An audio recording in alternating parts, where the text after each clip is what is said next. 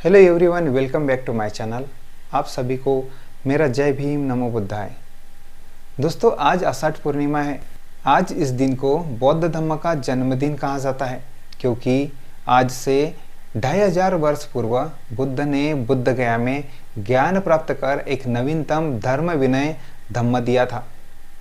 सम्यक बुद्ध ने अपने पंचवर्गीय भिक्षुओं को अपना प्रथम धम्म उपदेश दिया और कहा कि मैं अब सिद्धार्थ नहीं रहा, मैं अब सम्यक संबुद्ध हो गया हूँ।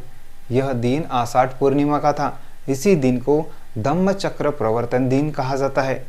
दोस्तों, सम्यक संबुद्ध ने बुद्ध गया में ज्ञान प्राप्त करने के बाद सारनाथ में पहला उपदेश दिया था। दोस्तों, पंचवर्गीय भिक्षु कौन थे? वह थे कोंडन्ना, महानामा, भद्दिया और अस्साजी। यह 5 सहयोगी भिक्षु थे, जिनके साथ उन्होंने 6 साल तक तपस्या की थी। इसके बाद यह 5 तपस्वी बुद्ध के पहले 5 शिष्य बने थे। दोस्तों, बुद्ध गया से सारनाथ 11 दिन पैदल ही चलकर कैमूर की पहाड़ी और सासाराम होकर सारनाथ पहुंचे। अब आप सोचेंगे 11 दिन आपने कैसे निकाले? दोस्तों, भगवान बुद्ध को ज्ञान प्राप्त कहाँ हुआ? बुद्ध गया में हुआ। कब हुआ? वैशाख पूर्णिमा को हुआ। और पहला धम्म विनय का उपदेश कहाँ दिया? सारनाथ में दिया। सारनाथ में कब दिया? आषाढ़ पूर्णिमा के दिन दिया। इन दोनों पूर्णिमा में अंतर कितने दिनों का है? 60 दिनों का है। लेकिन जब भगवान बुद्ध को ज्ञान प्राप्त हुआ, उस वैशाख पूर्णिमा से 7 सप्ताह तक बुद्ध गया में ही रुके थे। मतलब 7 सप्ताह यानी साथ ही 49 दिन बुद्ध गया में ही रुके थे। वैशाख पूर्णिमा से आषाढ़ पूर्णिमा के दिन 60, उसमें से 49 दिन निकाले तो 11 दिन आएंगे। इतने दिन बुद्ध पैदल चलकर ही सारनाथ पहुंचे। दोस्तों, बोध गया से इसी पतन तक लगभग 150 मील की दूरी पैदल तय करके बुद्ध सारनाथ पहुंचे थे।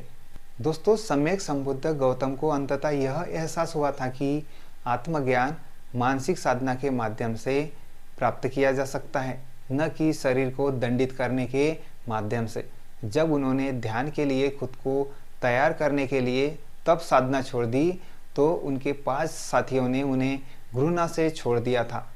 अपनी इस जागृति के बाद कुछ समय के लिए बोध गया में रुके और विचार किया कि आगे क्या करना है। उन्होंने जो महसूस किया था वह सामान्य मानवीय अनुभव था, समझ से इतना परे था कि उन्हें आश्चर्य हुआ कि वे इसे कैसे समझा सकते हैं। बुद्ध इतने दयालु थे कि उन्होंने जो कुछ भी महसूस किया था उसे अपने तक ही सीमित नहीं रख पाए। संबोधि प्राप्ति के पश्चात गौतम बुद्ध ने बहुजन हिताय और बहुजन सुखाय हेतु धम्मचक्र प्रवर्तन अर्थात अपने ज्ञान देशना के चक्र को चलायमान रखने की प्रतिज्ञा ली। उन्होंने अपने जन्म से देखा कि हर कोई दुखी है। मैंने इस दुख मुक्ति का मार्ग ढूंढ निकाला है, इसे बताने की जरूरत है। सर्वप्रथम आकार कलाम की याद आई, जिन्हें उन्होंने महाभिनिष्क्रमण के बाद अपना पहला अल्पकालीन गुरु माना था। लेकिन जब पता किया तो पता चला वह गुजर चुके हैं। फिर बुद्ध ने अपने दूसरे अल्पकालीन गुरु उदकराम पुत्र को पहली देशना देने की सोची, किंतु जब पता किया तो पता चला कि उनकी भी मृत्यु हो चुकी थी। इसके बाद बुद्ध ने अपने 5 सहयोगी भिक्षुओं को अपनी पहली देशना देने की सोची।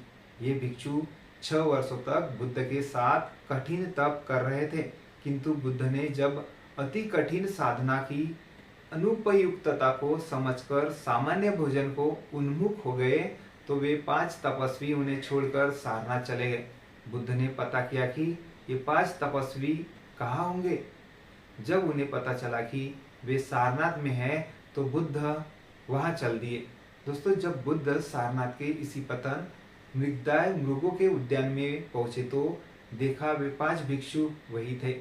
उस समय इन 5 तपस्वियों ने बुद्ध की उपेक्षा करने की सोची, किंतु जैसे ही बुद्ध को उन्होंने निकट से देखा और उनकी अनूठी प्रभा का साक्षात्कार किया तो वे बुद्ध को सम्मान दिए और एक जगह बिठाए और फिर बुद्ध ने अपना उपदेश देना चाहा।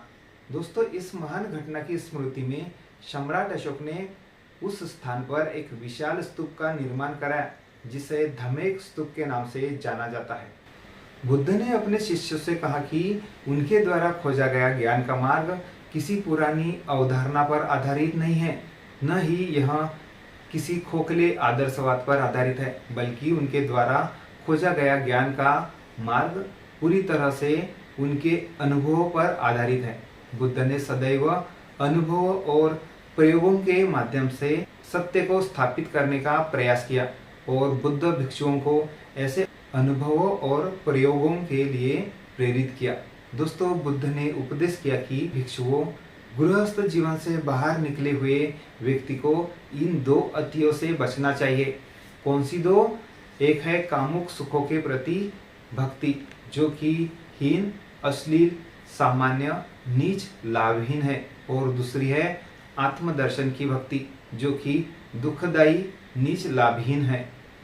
भिक्षुओं, इन दोनों अतियों से बचते हुए तथागत द्वारा मध्यम मार्ग का अनुभव किया गया, जो कि दृष्टि उत्पन्न करता है, जो ज्ञान उत्पन्न करता है और शांति, प्रत्यक्ष ज्ञान, आत्म जागृति और निर्वाण की ओर ले जाता है। दोस्तों, ईसा पूर्व 6वीं और 5वीं शताब्दी में भगवान गौतम बुद्ध के समय में भारत में कई तपस्वी हुए, जो दो तरह की तप प्रथाओं से संबंधित थे। एक, जो कुछ लोग इंद्रियों की संतुष्टि में लगे हुए थे, दूसरे लोग कठोर तपस्या और आत्मदंड का अभ्यास करते थे, यह मानते हुए कि इनमें से प्रत्येक शाश्वत सुख और ज्ञान की ओर ले जाएगा। दोनों प्रयासों की तुलना आत्मा की गैर निरंतरता, उत्सववाद और शाश्वत आत्मा की निरंतरता, सत्सत्वाद में विश्वास से की जा सकती है। दोस्तों, इन दोनों प्रथाओं को बुद्ध ने अस्वीकार कर दिया और मध्यम मार्ग प्रस्तुत किया। तथागत द्वारा मध्यम मार्ग क्या है? जो दृष्टि उत्पन्न करता है, जो ज्ञान उत्पन्न करता है और शांति, प्रत्यक्ष ज्ञान, आत्म जागृति, निर्वाण की ओर ले जाता है। भिक्षुओं, यह आर्य अष्टांगिक मार्ग है। आर्य अष्टांगिक मार्ग में शामिल है सही दृष्टि, सम्मा दिट्ठी, सही इरादा, सम्मा संकप्पा, सही भाषण, सम्मा वाचा, सही कर्म, सम्मा कमंता, सही आजीविका, सम्मा आजीव, सही प्रयास, सम्मा व्यायाम, सही जागरूकता, सम्मा सति, और सही एकाग्रता, सम्मा समाधि। अब भिक्षुओं, दुख का आर्य सत्य यह है: जन्म दुख है, बुढ़ापा दुख है, रोग दुख है, मृत्यु दुख है, अप्रिय के साथ संबंध दुख है, सुखद वियोग दुख है, जो पसंद है उसे न पाना दुख है। संक्षिप्त में, आसक्ति के 5 समुच्चय दुख है। दोस्तों, यह बुद्ध का उपदेश पूर्ण विस्तार से आप अगली वीडियो में समझ पाएंगे, क्योंकि यह वीडियो ज़्यादा बड़ी हो रही है। बुद्ध ने कहा, भिक्षुओं, बहुजन हिताय, बहुजन सुखाय, लोकानुकंपाय, अर्थात बहुजनों यानी बहुत जनों के हित के लिए, ज़्यादा से ज़्यादा लोगों के कल्याण के लिए उन पर अनुकंपा करते हुए चारिका करो। एक जगह इकट्ठा होने की बजाय अलग अलग दिशाओं में विचरण करो और धम्म की देशना दो। बहुजन यानी ज़्यादा से ज़्यादा लोगों को दुख दूर करने एवं सुखी जीवन का मार्ग बताओ तथा प्रेम, करुणा व मैत्री का प्रचार प्रसार करो। इस उपदेश के माध्यम से तथागत बुद्ध ने प्राणी मात्र के कल्याण के लिए धम्म का चक्का घुमाकर भिक्षु संघ की स्थापना की, इसलिए इसे संघ का स्वरूप साकार हुआ था। इसी दिन भगवान बुद्ध के देहांत के एक माह बाद 500 अरहत भिक्षुओं की पहली संगीति यानी कॉन्फ्रेंस राजगीर की सप्तपर्णी गुफाओं में हुई थी। दोस्तों, आषाढ़ी पूर्णिमा का यह दिन धम्म चक्र प्रवर्तन दिन के रूप में मनाया जाता है। इस मानवतावादी मध्यम मार्ग के उपदेश को पाली भाषा में धम्मचक्र प्रवर्तन सूक्त कहा जाता है। दोस्तों, इस दिन से भिक्षुओं का वर्षावास शुरू होता है। वर्षा ऋतु में आषाढ़ पूर्णिमा से अश्विन पूर्णिमा तक 3 माह तक बौद्ध भिक्षुओं को एक विहार में वास करने व धम्मोपदेश देने को वर्षावास कहते हैं। वर्षावास का समापन समारोह कार्तिक पूर्णिमा को होता है। वर्षावास शुरू से समापन तक 4 माह का समय होता है, इसलिए इसे चातुर्मास भी कहते हैं। वर्षावास यह श्रमण संस्कृति का अभिन्न अंग है। बौद्ध संस्कृति में इसे वर्षावास और जैन संस्कृति में इसे चातुर्मास कहते हैं। वर्षावास की शुरुआत भगवान बुद्ध ने ही की थी, क्योंकि दोस्तों सभी भिक्षुओं को पैदल ही यात्राएं करनी होती थी। बारिश में, जंगलों में जहरीले जीवों से बचाव व रास्तों में नन्हे जीवों व वनस्पति के बचाव के लिए यह व्यवस्था की थी। दोस्तों आप बोर तो नहीं हो रहे हैं? यह महत्वपूर्ण सच्चाई जानने के लिए हमें डॉक्टर बाबा साहेब आम्बेडकर लिखित बुद्ध एंड हिज धम्म पढ़ना होगा। दोस्तों आज ही के दिन सिद्धार्थ गौतम ने माता महामाया की कोख में गर्भ धारण किया था। आज ही के दिन राजकुमार सिद्धार्थ ने लोक कल्याण की भावना से गृह त्याग, महाभिनिष्क्रमण किया था।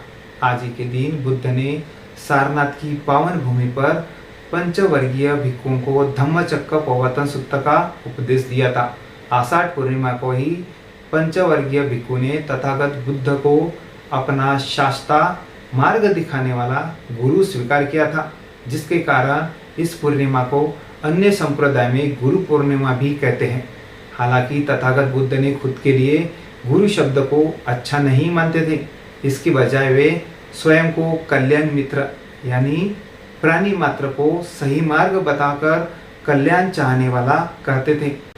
दोस्तों इस जम्बूद्वीप के इस भूभाग से जब बुद्ध के धम्म की गौरवशाली संस्कृति को नष्ट किया गया तो इसकी परंपराएं भी दूसरों ने लेकर उनका अपना लेबल लगा दिया। लेकिन अपने स्वार्थवश वर्षावास, गुरु पूर्णिमा के भाव का दुरुपयोग कर इनके मानव कल्याण के स्वरूप को ही विकृत कर दिया। लेकिन सुखद यह है कि बुद्ध व उनके धम्म के प्रेम, करुणा व मैत्री की संस्कृति पूरे संसार में फिर से जीवंत होकर तेजी से अंगीकार की जा रही है। चीन, Japan, Thailand, Cambodia, Myanmar, America, Sri Lanka जैसे 180 देशों में बुद्ध के उपदेश का अंगीकार किया जा रहा है। आज विज्ञान के युग में मनुष्य तर्क, विवेक, प्रज्ञा, सुख, शांति व मानव कल्याण के विचार को ज्यादा महत्व दे रहा है। अतः आज वह मानवतावादी व वैज्ञानिक बुद्ध का धम्म और बुद्ध की खोजी हुई विपश्यना ध्यान साधना के साथ बुद्ध के मार्ग की ओर मनुष्य चल पड़ा है। दोस्तों आज की यह वीडियो आपको कैसी लगी कमेंट्स में जरूर बताएं। वीडियो अच्छी लगी हो तो इसे हर एक दोस्त को शेयर जरूर करें। मिलेंगे फिर एक नई वीडियो में, तब तक के लिए आप सभी को जय भीम, नमो बुद्धाय।